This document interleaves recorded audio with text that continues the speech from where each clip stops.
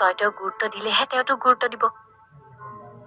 হ'ব দে, তই এতিয়া অভিমান কৰি থাকিব নালাগে। ভিনদেউলৈ ফোন এটা কৰ। নকৰো, ময়ো তেওঁক বেয়া পাই আছো। সোনকালে ক, কি কথা আছে? মই এক্সাম দিব যাব ওলাইছো। বৰ ডাঙৰ কথা এটা হৈছে নহয়। পিছত শুনিম দে তোৰ ডাঙৰ কথাটো। তই ফোনটো। আৰে ৰচোন, মোৰ কথাখিনি শুন। কি ঠিক মই আৰু নাথাকিবও পাৰো। মই যিহে খবৰ শুনিছো নহয়। কি কথা কৈছ? ঐ, আমি যে মানুহবোৰৰ পৰা টকা লৈ ট্ৰেডিঙত ইনভেষ্ট কৰিছিলো, সেইবোৰ হেনো ফ্ৰড।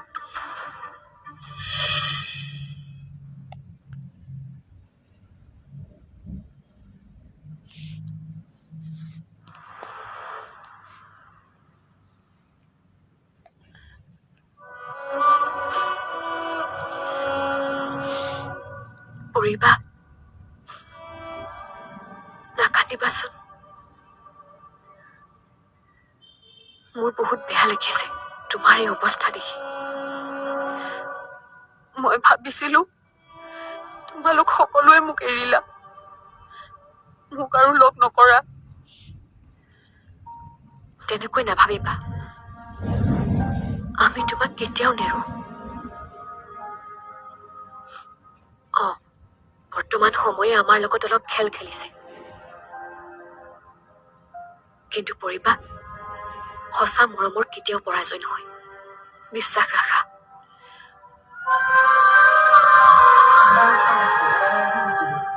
কেনেকৈ বিশ্বাস ৰাখো? তোমাৰ দাদাই ভাল পোৱাৰ দোহাই দি মোৰ আৰু সোণৰ সম্পৰ্ক মৰহিবলৈ কৈছে।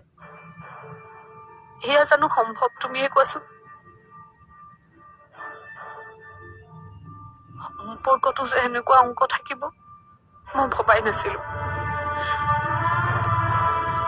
কিবা এটা যোগ কৰিবলৈ কিবা এটা বিয়োগ কৰিব লাগিব।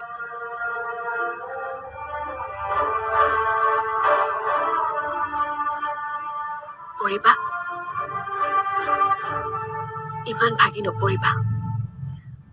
মই জানো দাদাই কেতিয়াও তোমালোকৰ সম্পৰ্কত অংক নকৰে। দাদাই বহুত ভাল পায় তোমাক। দাদাই মাৰ হেঁচাত তেনেকুৱা কৰিছে। মায়েতো আগতেও আমাৰ বিয়াত অপ'জ কৰিছিল। তেতিয়াতো তেওঁ আমাক বুজাইছিল, এইবাৰ কিয় নুবুজালে? আচলতে কি জানা, এইবাৰ কেৱল মা নহয়, তেওঁ বিচাৰিছে মোৰ পৰা দূৰত যাবলৈ। নহয় পৰিবা, দাদাই তোমাৰ পৰা দূৰত কেতিয়াও যাব নিবিচাৰে, মই ভালকৈয়ে জানো। কিন্তু কিয় এনেকুৱা কৰিছে ময়ো আচৰিত। কিবা এটাতো কাৰণ আছে, যিটো ময়ো নাজানো।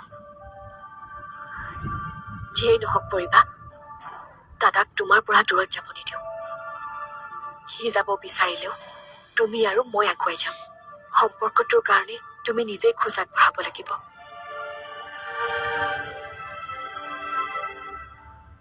মই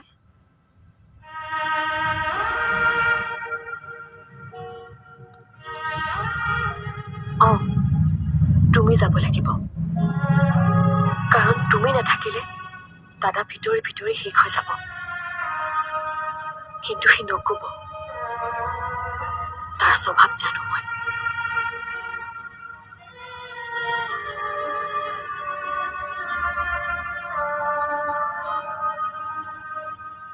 ঠিকেই কৈছা, সম্পৰ্ক এটা এনেকৈ শেষ হ'ব নিদিওঁ। মই খোজ আগবঢ়াম।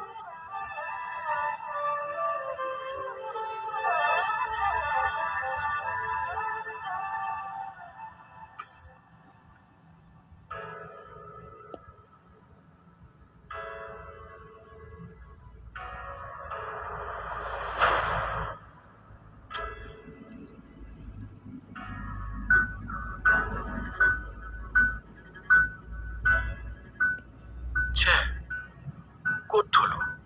পাহৰিলো নহয়। এইবোৰ আকৌ লাগিব বুলি ভবাই নাছিলো।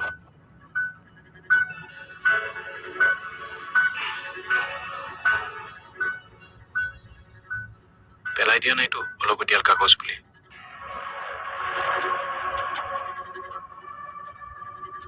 একো ঠিক নাই, তাই পেলাইও দিব পাৰে। কি বিচাৰিছে আপুনি? কি বিচাৰিছে নকয় কিয়? মই বিচাৰি দিমতো। তুমি নিজৰ কাম কৰাগৈ, তুমি নেজানিবা।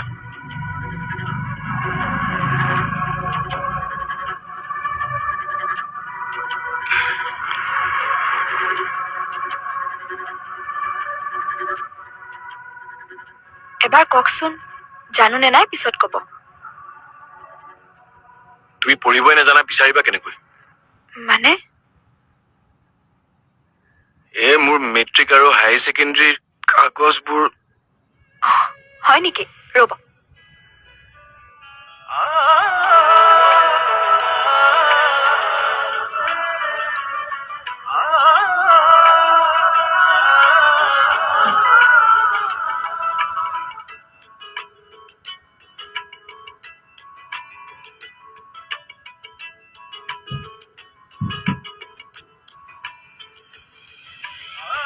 এইখন আপোনাৰ মেট্ৰিকৰ আৰু এইখন হায়াৰ ছেকেণ্ডেৰীৰ।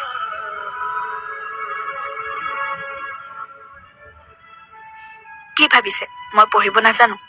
জানো মই পঢ়িব। মই হায়াৰ ছেকেণ্ডেৰীত নামভৰ্তিও কৰিছিলোঁ, কিন্তু পঢ়িব নোৱাৰিলোঁ। মহাই পঢ়িব নিদিলে। ভাল কথা, পঢ়িব জানা। কিন্তু তুমি মোৰ কাগজ পাতি কিয় চলা? তেতিয়াৰ পৰা মই বিচাৰি আছো। এইবোৰ উস্তাদি নেদেখুৱাব দেই। মোৰ ব্যক্তিগত বস্তুত হাত দিয়া তোমাৰ কোনো অধিকাৰ নাই।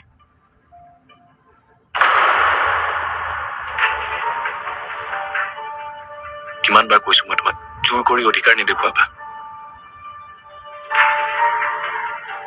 উপায় নাই কাৰণে মই তোমাক পত্নী বুলি স্বীকাৰ কৰিছো, এইখন ঘৰত স্থান দিছো।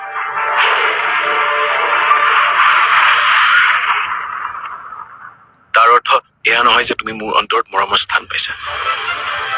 মোৰ বস্তুবোৰ নুচুবা।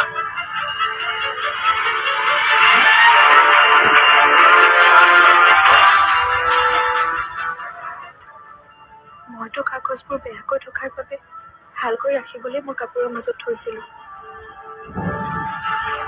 কাৰণ মই জানো এই কাগজবোৰ বহুত গুৰুত্বপূৰ্ণ। বেছি জনা দেখুৱাব নালাগে, যোৱা ইয়াৰ পৰা।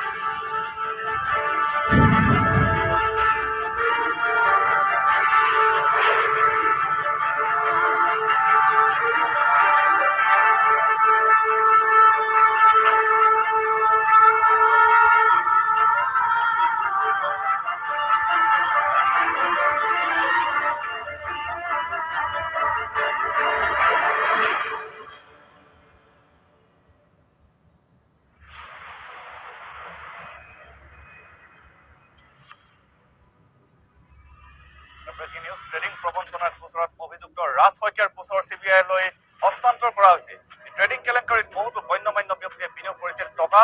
ৰাজ্যজুৰি তোলপাৰ লগাইছে ট্ৰেডিং কেলেংকাৰী। যিসকল লোকে অধিক টকাৰ মুনাফাৰ ট্ৰেডিঙত থকা বিনিয়োগ কৰিছিল, তেওঁলোকৰ টকা ঘূৰাই পাবলৈ তাৰ নাই কোনো নিশ্চয়তা। পুনৰ জনাইছো, ট্ৰেডিং প্ৰবঞ্চনাৰ গোচৰত অভিযুক্ত ৰাজ শইকীয়াৰ গোচৰ CBI-লৈ হস্তান্তৰ। ট্ৰেডিং কেলেংকাৰীত বহুতো গণ্যমান্য ব্যক্তিয়ে বিনিয়োগ কৰিছিল টকা। ৰাজ্যজুৰি তোলপাৰ লগাইছে ট্ৰেডিং কেলেংকাৰী। আৰু যিসকল লোকে অধিক টকাৰ মুনাফাৰ ট্ৰেডিঙত টকা বিনিয়োগ কৰিছিল, তেওঁলোকৰ টকা ঘূৰাই পাবলৈ তাৰ নাই কোনো নিশ্চয়তা।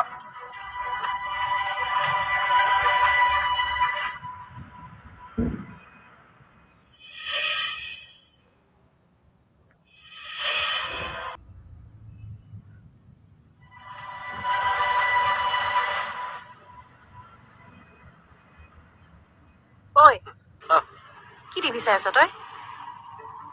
বল পৰীক্ষা দিবলৈ, 11:30 বাজিল। ৰচোন ৰ, কিবা এটা চাই আছো, 5 মিনিট ৰ। কিনো চাই আছ তই?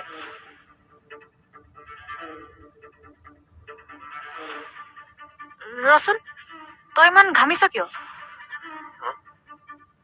ঐ, তোৰ হাই প্ৰেছাৰ হৈছে নেকি? এই বতৰটো মানুহে এনেকৈ ঘামেনে? পৰীক্ষাৰ টেনচন যে, সেইকাৰণে ঘামিছো চাগে। সেইকাৰণেতো টিভিটো চাই আছো, মনটো পাতল কৰিবলৈ।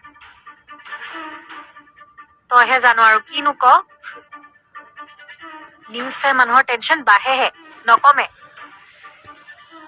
ঠিক আছে তই চাই থাক মই অনুস্মিতা বাক মাত এষাৰ দি আহোঁ যা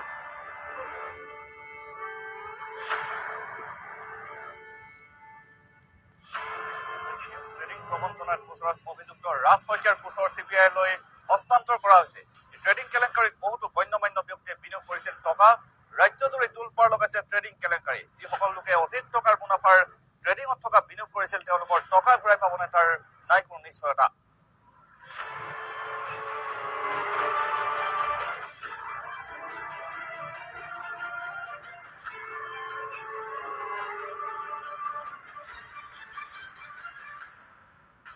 কি হ'ব এতিয়া মানুহবোৰে যদি নিউজ চাই সকলো কথাবোৰ দেখোন গম পাই যাব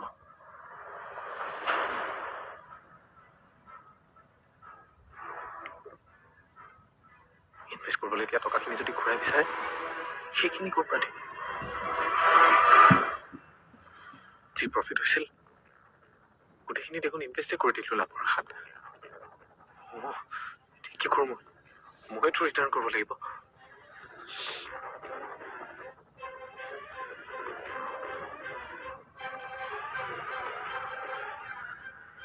হ'ল তোৰ বল বল বল তেন্তে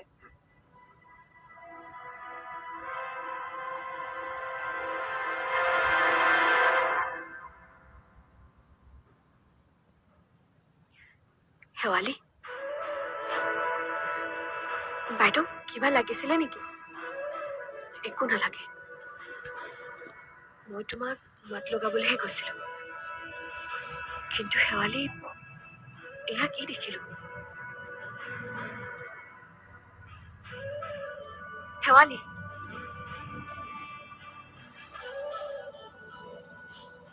বাইদেউ আপুনি ভুল নুবুজিব আচলতে ভুল মোৰেই সেইকাৰণে তেওঁ খং কৰিছে খঙতে তেওঁ যি মুখত আহে তাকেই কৈছে আচলতে দিন ৰাতি কষ্ট কৰা মানুহবোৰ তেনেকুৱাই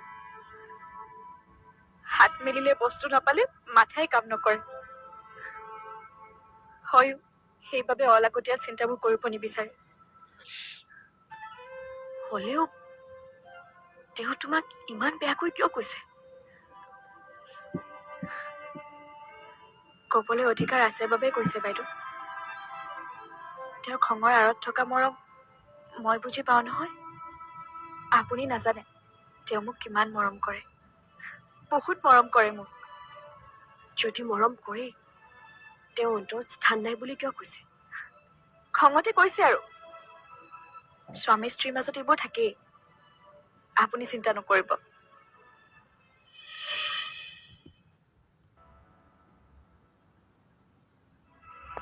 স্বামী স্ত্ৰীৰ মাজত এইবোৰ থাকেই আপুনি চিন্তা নকৰিব নহয় শেৱালি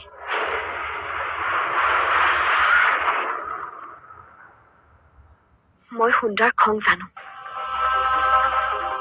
তেওঁৰ খং উঠিলেও বিনা কথাত কাকো আঘাত হোৱাকৈ নকয় তেনেস্থলত তোমাৰ প্ৰতি কিয় তেনেকুৱা ব্যৱহাৰ কৰিছে সঁচা কোৱা শেৱালি সুন্দা আৰু তোমাৰ সম্পৰ্ক ভাল নহয় নেকি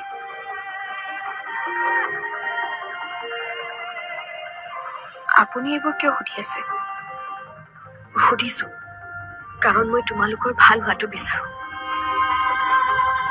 মই ভাবিছিলো সুন্দাই তোমাক বহুত ভাল পায় তোমাক সন্মান কৰে কিন্তু যি দেখিলো সেয়াটো মই ভবাৰ বিপৰীত শেৱালি তুমি নুলুকাবা কথা এটা সুধো কি কথা সুন্দাই তোমাক কেতিয়া প্ৰথম লগ পাইছিল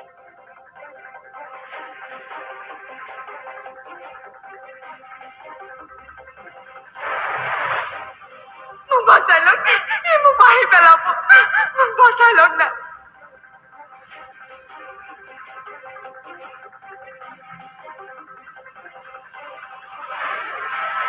তই পাপ কৰিছ শাস্তি হবই তই শেৱালিক বিয়া পাতিব লাগিবই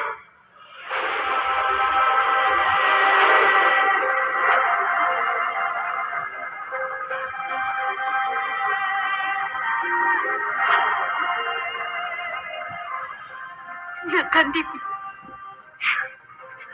ভাগ্যত যি আছে হ'ল এতিয়া তাতকৈ ভালকৈ থাকিবি সকলোৰে লগত মিলি চলিবি